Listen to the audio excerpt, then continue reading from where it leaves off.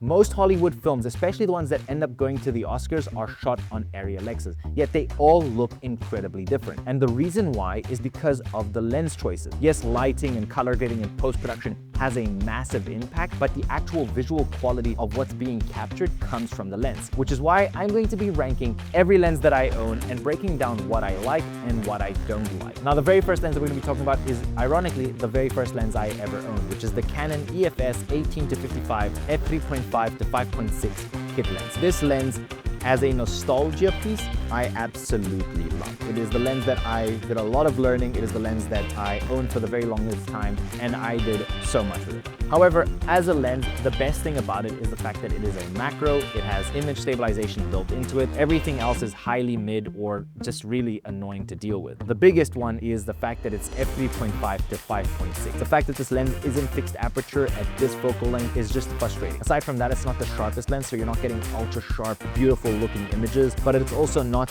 the softest or creamiest looking lens where you're getting that beautiful soft edges that's really driving the focus to the center. It's just average image quality.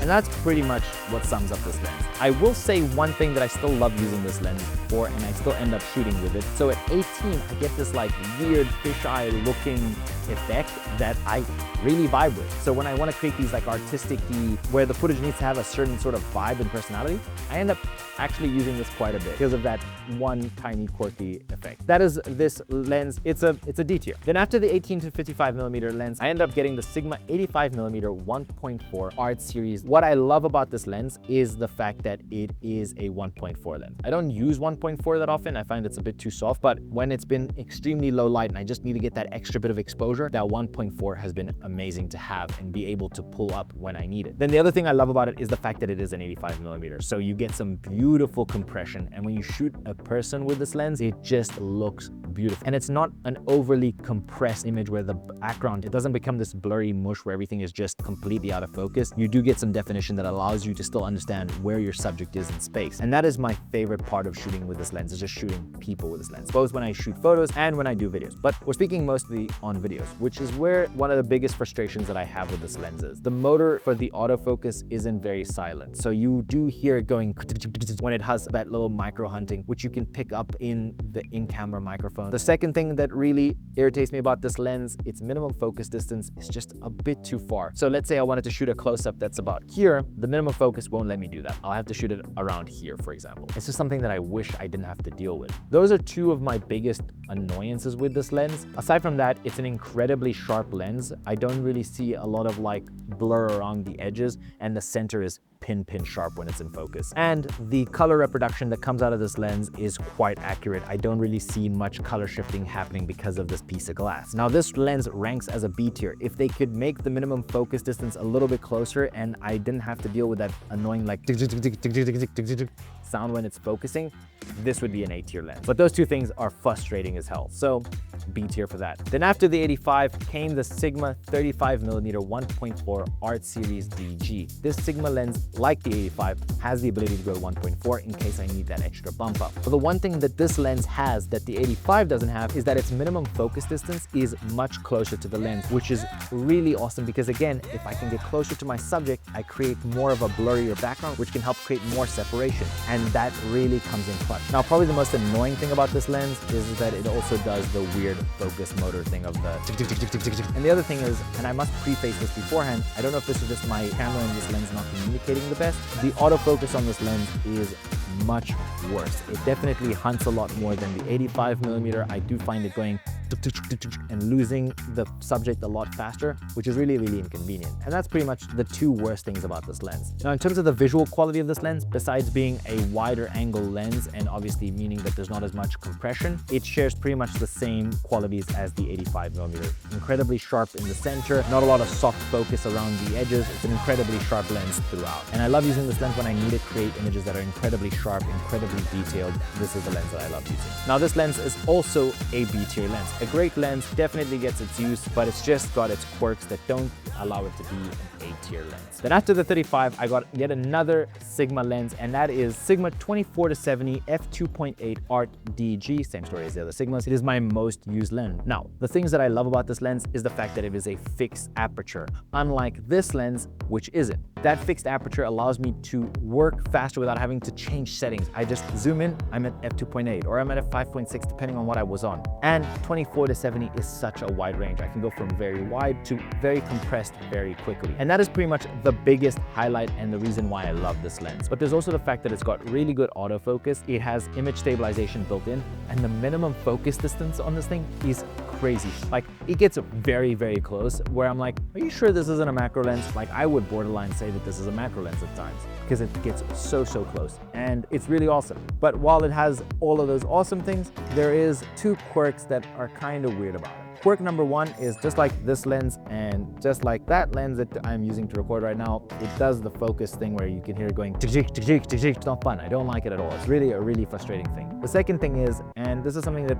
applies to the 85mm and the 35mm, but I forgot to mention it, is that even though when I'm pulling the focus, I can feel when I've hit the limits, both as infinity and minimum focus distance, the focus ring continues going on. But that's more like a first world problem when it comes to this lens or any of the other lenses, because not everyone's going to be rigging out a remote follow focus system. Now, aside from those two little quirks, the visual quality of this lens is stunning. It is just like the 35 and the 85mm. It is sharp all around. It has really good separation in bokeh when you're at 70mm, and it's nice and wide and gives you that great field of view when you're at 24mm. Because of that, its versatility and how much I use it, I would rank this lens as an S tier. But now let's move on to the next item. But first, the next thing isn't really a lens, but something that you add to your lens. And I just want to give it a special shout out because it really has changed all of these lenses for me. And that is the macro extension tubes. What these do is they basically take your camera and move it further away from the sensor, which means you can't focus at infinity, but it allows you to get much closer to your subjects. And that basically has transformed all of these lenses at different stages into macro lenses and have given me very cool results. This is an A tier tool. But the small little detour aside, the next lens we're going to be looking at is the Canon FL 50mm f1.8. Now, I really love this lens. It was my first ever vintage lens. I wanted to get it because I was tired of all my images looking super sharp and I wanted them to feel different. I wanted projects to have different personality. So I wanted to get this lens. Now, before we jump into everything about this lens, I have to come clean about something. I made a reel talking about this lens, and in that reel, I made a mistake. I said that there was this little highlight spot, which I thought was because of the construction of the lens. And boy, oh boy, was I wrong. See, when I got my next vintage lens, I was looking to get another adapter so that I could use it on my Canon. And I decided that I was going to look at reviews. And that same problem was in the reviews. So I decided, okay, let me not go FD to EF. Let me just go FD to RF. And that fixed my problem. And this lens became so much better because I really hate that problem. Now that's off my chest. Let's look at some of the cool things about this lens. What I really like about this lens is the build. My God, the vintage lenses just feel different. They made lenses different. It just feels good in your fingers. The focus rings have these ribs, which is so nice to hold. When you're focus pulling, there's just that right amount of resistance that I definitely love. Now, vintage lenses aren't mass manufactured anymore, so this is going to be different depending on what lens you get. Now, what I don't like about this lens is the fact that at f1.8, it is still really way too blurry, where it is just too much. Even the center is just completely like lackluster of contrast compared to as soon as you bump it at f2 or f2.8. So I really only shoot this lens at f2.8 and 1.8 if I really have no other choice, or if I want that really artistic-y, super soft, blurry vibe, then I will do that. Obviously, it's really annoying to focus pull compared to autofocus. So it's a lot more work to be shooting with this lens, which is definitely a drawback. I can't really use it in running gun situations. So it doesn't have as much use case as my Sigma 85 or 35mm, because this I definitely need to have more time to redo shots, or I have to have someone who can be just focus pulling. Now, the visual quality of this lens, besides one thing which I will definitely touch on at the end, is beautiful. I absolutely love this lens. I didn't actually know how much I was gonna love this lens until I had this lens and I started shooting, because the edges are nice and soft, which just draws the eye to the center in such a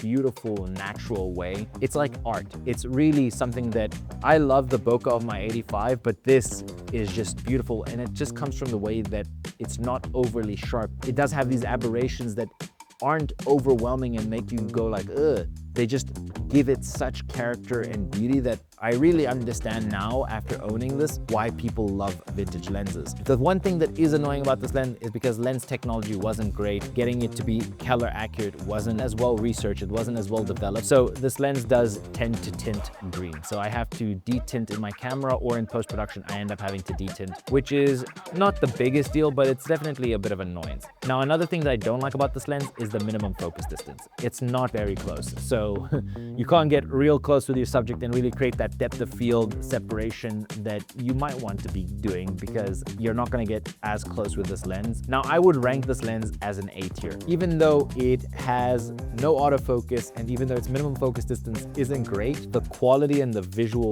look that this lens gives, I really, really like, where I'm okay with dealing with those things, and I still think that it outweighs its negatives significantly. So definitely an A tier lens. Then the final lens that we're going to be looking at is another vintage lens, and this time it is an actual FD lens. It's the Canon FD 135mm f2.5 SC lens, and I bought this lens basically a month after this lens, because after using this and for how dirt cheap it was, I decided I'm going to build myself out a kit of Canon FD lenses, because it's affordable and I really love the images. And I love that this lens is f2.5, because I am a firm believer that when you're buying lenses, the minimum f-stop or t-stop that you should be looking to get is f2.8 or t2.8. So the fact that this is 2.5, bonus, slightly faster than that. So great stuff. Now, in terms of the things that I don't like about this lens, they're pretty much the same things as the 50mm. The fact that there's no autofocus means that you're going to have situations where you can take the time to focus pull or have a focus puller, and the minimum focus distance on this thing is rubbish. And because it's 135mm, you already have to put foot and move super far away just to get this in frame, and pair that with a very rubbish minimum focus distance, you're going to have to get quite far. So don't really like that about this lens. Now, in terms of the visual quality of this lens, it's pretty good. It's definitely got more bokeh because it is a more compressed lens, and that bokeh looks beautiful. It has the same tint issues. It's basically just a compressed version of this. And because of that, I rank this lens as a C tier. I'm not using a 135mm that often, and because of the fact that it has to have a focus puller, or I have to have space to use it paired with the minimum focus distance issue, I'm not really pulling this lens out as much as I thought I would. And that's my honest opinion on all of these lenses, as well as some sample footage. I hope you guys enjoy. If you did, don't forget to like, share, subscribe, you know, all that fun stuff, and I'll see you on the next one.